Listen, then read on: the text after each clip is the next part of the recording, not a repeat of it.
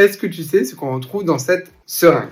Elle est périmée, je vous rassure. Il s'agit d'éphédrine, un médicament qu'on va beaucoup utiliser en anesthésie et un petit peu en réanimation, notamment en cas d'hypotension artérielle d'un patient. Il ne s'agit pas d'une catécholamine à proprement parler, mais d'une catécholamine be-like parce qu'elle va avoir un effet du même type que des catécholamines type noradrénaline, sauf qu'en fait elle va avoir un effet indirect, elle va avoir un effet sympathomimétique indirect. En fait, cette molécule, une fois qu'elle va être injectée dans notre sang, elle va venir stimuler la libération de catécholamines endogènes. Si vous n'avez pas vu ma vidéo sur le système nerveux autonome ou sur les catécholamines, je vous invite à aller la voir sur YouTube. Mais en tout cas, nos surrénales vont produire notamment de l'adrénaline à partir de noradrénaline. L'éphédrine va venir stimuler cette libération de catécholamines endogènes au niveau des surrénales. C'est pour ça que son effet est limité dans le temps, c'est que à force de booster les surrénales, au bout d'un moment, elles sont vides. Vous connaissez l'expression vider ses surrénales? Ça existe à proprement parler, on peut ne plus avoir de réserve de catécholamines endogènes